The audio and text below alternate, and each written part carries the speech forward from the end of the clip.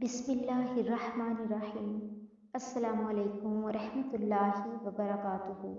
रसूलुल्लाह सल्लल्लाहु अलैहि वसल्लम ने इरशाद फरमाया कि अल्लाह ताला ने रमज़ान के रोज़ों को फ़र्ज़ फरमाया है और मैंने रमज़ान की शब बिदारी को तरावीह में तिलावत कुरान पढ़ने सुनने के लिए तुम्हारे वास्ते अल्लाह ताला के हुक्म से सुन्नत बनाया कि मुअक्कदा होने के सबब वो भी ज़रूरी है। जो शख्स ईमान के साथ और सवाब के एतकाद से रमज़ान का रोज़ा रखे और रमज़ान की शब बेदारी करे और वो अपने गुनाहों से इस दिन की तरह निकल जाएगा जिस दिन इसको इसकी माँ ने जना था। नमाज तरावीह मर्दों और औरतों दोनों के लिए सुन्नत मुअक्कदा है। नमाज तरावीह का वक्त नमाज इशा के बाद से फजर तक है।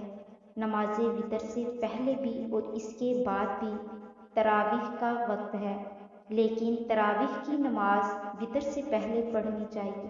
हाँ, अगर किसी शख्स की तरावीह की कुछ रकतें रह गई हों और इमाम वितर पढ़ने लगे तो ये शख्स इमाम के साथ वितर में शरीक हो जाए और वितर के बाद अपनी तरावीह की छूटी हुई रकतें पूरी कर ले तो जायज़ है। 20 रकतें 10 सलामों के साथ मसनून हैं, यानी दो दो रकतों की नियत करें और हर तरावीह यानी 4 रकतों के बाद थोड़ी देर आराम कर लेना मुस्तहब है। बाज़ लोग रकत के शुरू से शरीक नहीं होते, जब इमाम रुकू में जाने लगता है तो शरीक हो जाते हैं। ऐसा करना मकरूह है। शुरू रकत से शरीक होना चाहिए।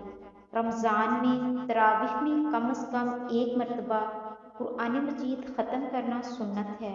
कुरान मजीद पूरा ख़त्म कर लेने और सुन लेने के बाद भी रमज़ान की बाकी रातों में तरावीह ना छोड़ी जाए और छोटी सूरत तरावीह में पढ़ता रहे, क्योंकि रमज़ान के पूरे महीना में तरावीह पढ़ना सुन्नत मुअक्कदा है।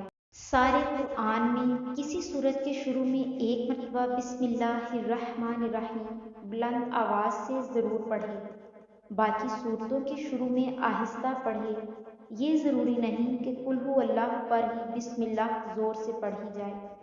तरावीह में 3 मरतबा कुल हु अल्लाह पढ़ना खिलाफ सुन्नत है, क्योंकि इस तरह पढ़ना नबी करीम सल्लल्लाहु अलैहि वसल्लम और सहाबाए किराम रज़ियल्लाहु ताला अन्हुमा और तबा ताबीईन से साबित नहीं, बल्कि अगर कोई शख्स इसको ज़रूरी और सुन्नत समझकर पढ़े तो बाज़ उलमा ने इसको बिदअत और मकरूह लिखा है।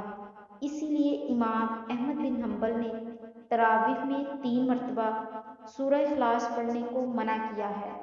तरावीह या किसी भी नमाज में कुरान करीम हाथ में लेकर देख कर पढ़ने से नमाज फासिद हो जाएगी, इसलिए कि ये अमले कसीर है।